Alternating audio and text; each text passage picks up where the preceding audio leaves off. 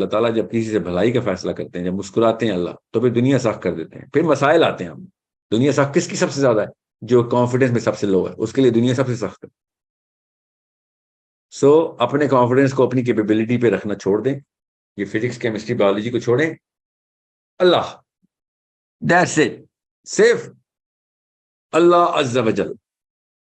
دعا اتنی بڑی چیز ہے جو آپ کو اللہ سے کنیکٹ کرتی ہے کہ اللہ مجھے تو چاہیے، مجھے کیمسٹری نہیں چاہیے، مجھے میرا سیروٹونن نہیں چاہیے، مجھے تو چاہیے.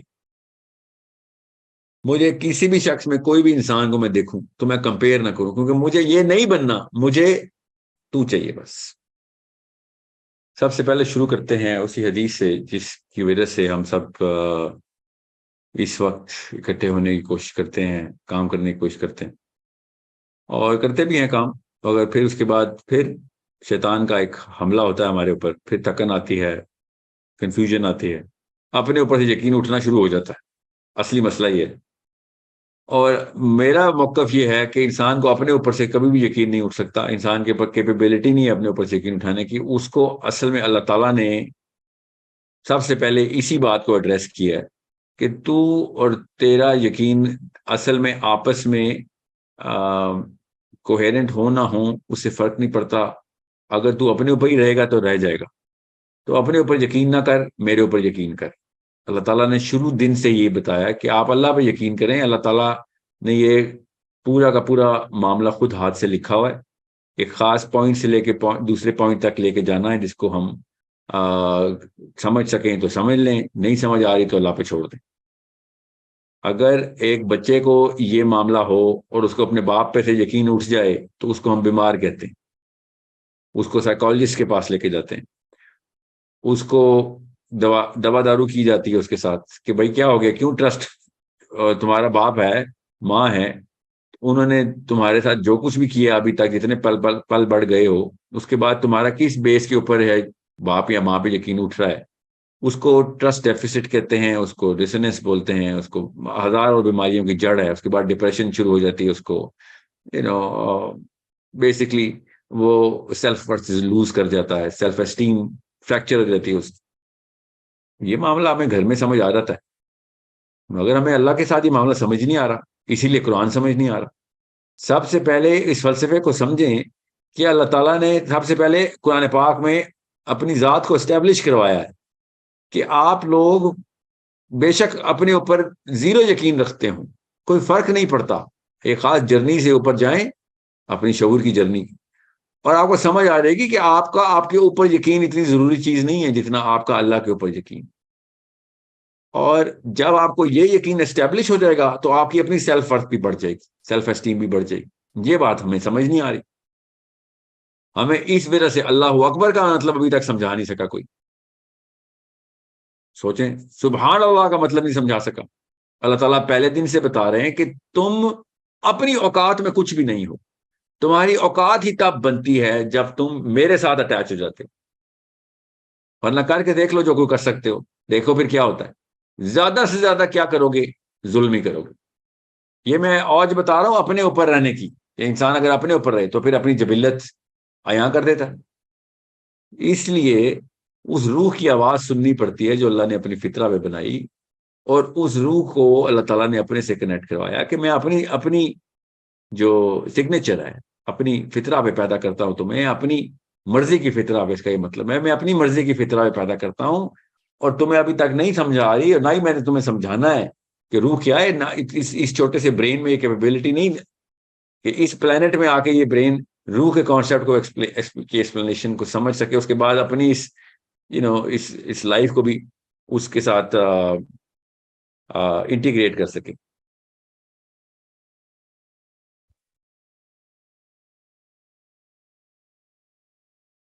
یہ وائٹ بورڈ والا معاملہ جو ہے نا، یہ ختم کریں. جی. جب آپ کو یہ بات سمجھ آ رہی تھی تب آپ کو اللہ اکبر کا مطلب پتہ چلتا ہے، تب آپ کو لا الہ الا اللہ کا مطلب پتہ چلتا ہے کہ بھئی میں اگر اللہ کے علاوہ کسی بھی اور کانسیپچلائزیشن کے اندر اپنے آپ کو اسٹیبلش کر رہا ہوں تو لا الہ الا اللہ کو میں نے نلیفائی کر دیا، میں نے سپر سیڈ کرنے کی کوشش کی. تب پتہ چلتا ہے شرک کتنا بڑا گناہ ہے، تب پتہ چلتا ہے طاغوت کیوں اتنا بڑا گناہ ہے۔ اللہ تعالیٰ کو ہمارے گناہ کرنے کے بدلے نہیں لینے کا آخرت میں، اللہ تعالیٰ نے ہماری بہتری کے لیے دنیا کے اندر یہ سارے معاملات اور اصول بتائے تھے۔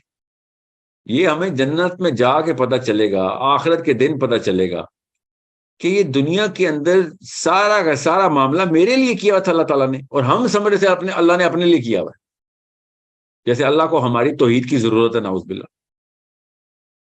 یہ ادھر اپنے اوپر ہنسیں گے ہم کہ اتنے سال ضائع کیے تھے ہم نے، اور اپنے آپ کو اس کبر میں باشعور کہنا شروع کر دیا تھا، فلسفی کہنا شروع کر دیا تھا، مفکر، فلاسفر، تھنکر، ریفارمر، ہر کوئی اپنے اپنے ٹیگ لگا کے بیٹھا ہوا۔ کیوں؟ لا الہ الا اللہ سمجھ نہیں آ رہا کہ اپنے آپ کو اللہ تعالیٰ کے حوالے کر، اور تو دیکھ اپنی اوج تو دیکھی، پھر تو کام وہی کرنے پڑیں گے جو دنیا کی لوگوں کی فطرت کی آواز ہے، تجھے خود سیٹسفیکشن ہوگی اس میں، مگر کیپیبلٹی تیری تب بڑھے گی اور بنے گی جب تو اپنے آپ کو اللہ کے حوالے کر دے گا۔ اس کے بعد سب سے پہلا فائدہ کیا ہوگا؟ آپ کو اپنے اوپر سے جو لو کانفیڈنس کے دورے پڑتے ہیں، ہم سب کو پڑھتے ہیں، وہ تبھی پڑھیں گے۔ اپنی حیثیت نہیں پہچان سکتے، اپنی حیت نہیں پہچان سکتے، اس کی وجہ سے ہر وقت confusion, dissonance, distortion, cognitive distortion کا شکار رہتے ہیں، بستروں میں پڑے رہتے ہیں کئی کئی دن، 12 گھنٹے، 8 گھنٹے سوتے ہیں، اور اپنے آپ کو بس ایک آن آف کا بٹن بھی رکھا ہوا ہے کہ ابھی تک میں آن نہیں ہو سکا ہوں، اپنی کیپیبلٹی کی زون میں نہیں آ سکا ہوں۔ یہ سب کے ساتھ 2 نمبر معاملات ختم ہو جائیں گے جب آپ کو یہ یقین ہو جائے گا کہ اللہ تعالیٰ نے یہ کہانی پہلے سے لکھ چھوڑی ہے، اور میری کیا اوقات ہے، میں تو نقطہ بھی نہیں ہوں اس کتاب کے اندر، اور اس نقطے کے اندر میں اپنی اوقاتیں بھی بنا رہا ہوں، ڈپریشن بھی کے دورے میں بھی جا رہا ہوں۔ یہ کہانی بہت بڑی ہے، خربوں لوگوں کی ہے، ہزاروں کروڑوں لاکھوں سالوں کی ہے، آدم علیہ السلام سے پہلے سے شروع ہوئی ہوئی ہے، اور آخری بچے کے مرنے کے بعد کئی ہزاروں سال بعد بھی چلتی رہی۔ یہ بہت ضروری ہے کہ آپ کو پتا ہو کہ اللہ کے اس پلان کو سمجھیں۔ اللہ کو کتنا سمجھ سکتے ہیں کوشش کریں، مگر اللہ کا پلان جو ہے وہ تو اللہ خود بتا رہے ہیں۔ اگر اللہ کا پلان ہماری کیپیبلٹی میں نہ ہوتا تو قرآن آتا ہی نہ۔ قرآن پاک نے آ کے سب سے پہلے یہ بتایا کہ سب سے پہلے اپنے اوپر انحصار چھوڑ، اللہ پہ انحصار کر، اور پھر تجھے پتہ چلے گا کہ دنیا کے مصرف مصارف کیا ہیں، اور اس کے بعد آپ اپنے کانفیڈنس زون کے اندر آئیں گے۔ انسان کا کانفیڈنس اگر اس کے اوپر ہی ہے تو خسارے میں ہے وہ۔ اگر انسان کا کانفیڈنس انسان بنانے والے کے اوپر چلا گیا ہے تو پھر وہ لوگوں کو خسارے سے نکالنے تک کی مشین ہے۔ اس لیے میں آئی ایم ایس کے لوگوں سے بار بار بتا رہا ہوں آپ کو، آپ نے کسی بھی موقع کے اوپر نہ اپنے اوپر انحصار کرنا ہے، نہ میرے اوپر، آپ نے اللہ پر انحصار کرنا ہے، اور اللہ کے گریٹر پلان کو سمجھیں جو کہ دنیا کے اندر کس طریقے سے مینیفیسٹ کرتا ہے، ظہور پذیر ہوتا ہے، اور اس کا حصہ بنے۔ نبی علیہ السلام نے اس لیے ارشاد فرمایا کہ میں نے تم تک یہ پیغام پہنچا دیا، اس کا مطلب ہے پلان سمجھ آ گیا آپ لوگوں کو؟ تو لوگوں نے کہا جی سمجھ آ گیا۔ تو اب آپ جاؤ اور لوگوں کو یہ پلان بتاؤ کہ بھائی اب سب کچھ اللہ کے لیے ہے، اور سب کچھ اللہ کی طرف سے ہے، اور سب کچھ تمہارے ہی فائدے میں جاتا ہے۔ شاباش، اکٹھے ہو جاؤ اور انجوائے کرو اس گریٹر پلان کو، اور آخرت میں مسکراؤ، مسرت کے ساتھ ایک دوسرے سے ملو کہ ہاں واقعی ہم کامیاب ہو گئی۔ اور اللہ تعالیٰ قرآن پاک میں یہ بتا رہے ہیں کہ اصلی کامیابی کیا ہے۔ Okay, so it is something which is very clear if you look at it. اور اللہ تعالیٰ نے کہا تھا نہیں سمجھ آ رہی فکر نہیں کرو، پہلے مان لے، تجھے سمجھ آ جائے گی، سمجھا دوں گا، سمجھ بھی آ جائے گی، ایک بار مان کے یہ پلان ہے۔ اب وہ ادھر ادھر سے گھات کا پانی پی کے، ہر جگہ کا رگڑا کھا کے، سر کے بل گر کے، منہ کے بل گر کے، پھر کھڑا ہو کے آ کے اینڈ میں وہیں تو پہنچے گا۔ اور تو اگر یہ سمجھ رہا ہے کہ ہمارا کوئی اور ڈیکوئے پلان ہے تو فکر نہ کر، پرانے مفکرین سے پوچھ لے، اینڈ میں وہ بھی وہی پہنچے۔ تجھے کوئی نیا سیارہ نہیں مل گیا، تجھے کوئی نیا جسم نہیں مل گیا، وہی کچھ ہی ملا ہے جو پچھلے انسانوں کو ملا تھا، وہی سیارہ ہے، وہی چکا ہے جس میں گھوم رہا ہے وہ۔ اللہ تعالیٰ نے سورہ بقرہ میں کہا کہ دیکھو ذرا ان کو، اندھیرے میں چل رہے ہیں، بجلی چمکتی ہے، ہلکی سی دیر کے لیے وہ برق جب روشنی دیتی ہے تو آگے دیکھتے ہیں، ظاہر کتنا آگے دیکھ سکتے ہیں وہ آدھے سیکنڈ میں، تو دیکھتے ہیں کہ آگے گڑھا کدھر ہے، وہاں پہ نہیں قدم رکھنا، پھر وہاں پہ کھڑے ہو جاتے ہیں کیونکہ اتنا اندھیرا ہے، سمجھ نہیں آتی۔ یہی ہمارے ساتھ ہو رہا ہے، ہم مسلمانوں کے ساتھ ہو رہا ہے، ہمیں سمجھ نہیں آ رہی، پھر ڈپریشن میں چلے جاتے ہیں، پھر کوئی آیت سنتے ہیں، کوئی ایک بیان سنتے ہیں، پھر روشنی آتی ہے، پھر آگے چلتے ہیں، پھر اندھیرے میں چلے جاتے ہیں۔ دوائیاں، ہسپتال، psychologist, therapist, motivational speakers, religious speakers, پھر آتی ہے کوئی روشنی، پھر اندھیرا آ جاتا ہے، پھر بیوی بچے دیکھتے ہیں، اسکول، کالج، دفتر، جاب، پھر گم ہو جاتے ہیں، پھر سمجھ نہیں آتی کیا کریں، پھر واپس آتے ہیں ایک سیکنڈ کے لیے۔ اللہ تعالیٰ کہہ رہے ہیں کہ تو اصلی نور میں کیوں نہیں آ جاتا، کیوں یہ برق کا انتظار کرتا ہے کہ کب بجلی چمکے گی تو تھوڑی دیر کے لیے روشنی ہو جائے گی۔ اصلی نور کی طرف آ، روشنی ہی روشنی ہے، اور لوگوں کو پھر لے کے آ۔ تجھے پتا کیسے چلے گا کہ لوگ اندھیرے میں، جب تک کہ تو خود نور میں نہیں آئے؟ اوکے، اللہ ولی الذین آمنوا یخرجہم من الظلمات الی النور، کہ اللہ کے پاس، جو اللہ کے پاس پہنچ گیا، جس کا ولی اللہ بن گیا، اللہ تعالیٰ اس کو اندھیروں سے روشنی کی طرف لے آتے، اور جو نہیں آتے، اللہ تعالیٰ نے اسی آیت میں آگے بتا دیا کہ جو طاغوت کے ہو، اپنے اوپر طاغوت کا کیا مطلب ہے؟ اپنے آپ کو اللہ سمجھتے ہیں کہ میں اپنے اوپر ہوں، جی میں ہی ہوں جو کچھ کر رہا ہوں۔ آیت صاف صاف بتا رہی ہے کہ بھائی یہ نہیں مانتے، کفر کرتے ہیں، نہیں مانتے اس پلان کو، نہیں سمجھ آتی ان کو اس پورے کے پورے معاملے کی، تو کفر کرتے ہیں کہ ہم نہیں مانتے، ہم خود ہیں جو کر سکتے ہیں، اپنی سیلف ورک بناؤں گا میں، سیلف میڈ مین ہوں میں۔ تو اللہ تعالیٰ کہتے ہیں پھر کیا ہوتا ہے؟ یخرجہم من النور الی الظلمات، کہ اللہ تعالیٰ پھر ان کو نور سے نکال کے ظلمات میں ڈال دو، اور پھر آگے بتایا کہ بس یہ پھر آگ میں ہی رہیں گے، ادھر کی روشنی میں ہاتھ تاپیں گے اپنے کہ ہاں بس یہی ہے ادھر۔ سو روشنی ہے، آگ کی بھی ہے، اس سے گزارا کر کے دیکھیں تو پھر اس حالت میں تو نہیں بچیں گے ہم کہ کچھ کر سکیں۔ نور کی بھی ایک روشنی ہے، وہ راستہ دکھائیں گے، اس آگ آپ کو ختم کرنے کے لیے، نور آپ کو اثر نو بلڈ کرنے کے لیے۔ سو یہ بہت ضروری ہے کہ آپ کو پتا ہو کہ آپ کو آئی ایم ایس کا مشن میں نے نہیں دیا، یاد رکھیے گا۔ آئی ایم ایس میں آپ اپنی کسی کیپیبلٹی میں نہیں آئے ہوئے، طاغوتی باتیں ہیں۔ اللہ تعالیٰ اپنی مرضی سے چنتے ہیں انسانوں کو۔ اللہ تعالیٰ کو کسی بھی معاملے کے اوپر کوئی اصول کا پابند مت کریں۔ اللہ تعالیٰ نے آپ کو کسی وجہ سے چن لیا ہے تو اپنا کانفیڈنس بھی اللہ کے حوالے کر دیں کہ یا اللہ تو نہیں بنایا تھا، تو ہی کام لے لے۔ یہ دعا کبھی نہ چھوڑیں، ہر نماز میں، اسپیشلی فجر میں، اسپیشلی عشاء کے سجدوں میں، اندھیروں میں دعائیں مانگیں، یہ اللہ میں سے بڑا کام لے لیں۔ اور یہ بہت ضروری ہے کہ آپ کو پتا ہو کہ کس طریقے سے آپ، جس دن آپ اپنے اوپر سے ہٹ کے اللہ کے اوپر پہنچ گئے نا، تو پھر آپ کی کیپیبلٹی، آپ کی سینس، آپ کی نالج، آپ کی اسکل، وہ کہاں تک جائے گی؟ وہ مجھ جیسا ایک عام سا چھوٹی سی ہستی، ایک انسان، وہ تو نہیں بتا سکتا کہ اللہ تعالیٰ نے کسی اور انسان کو کہاں سے کہاں لے کے جانا۔ اوکے، یہ بہت ضروری ہے کہ آپ کو پتا ہو۔ دنیا کی ساری نفسیاتی بیماریاں میں نے پڑھ لی ہیں بہت تفصیل سے، اور میں نے صرف قرآن پاک کو اور اپنے اور ان بیماریوں کے اور بیمار انسانوں کے بیچ میں رکھ کے دیکھا کہ مسئلہ کیا تھا ان کے ساتھ، تو پتہ چل گیا کہ ان کے ساتھ یہی مسئلہ تھا کہ یہ اپنے اوپر انحصار کر بیٹھے تھے سارے، یا کسی اور پہ انحصار کر بیٹھے۔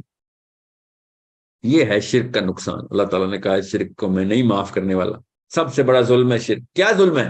اللہ پہ کوئی ظلم کرتا ہے؟ کہ ایسے رب کو مانتے ہیں کہ اللہ پہ ظلم کریں گے؟ شرک کس پہ ظلم ہے؟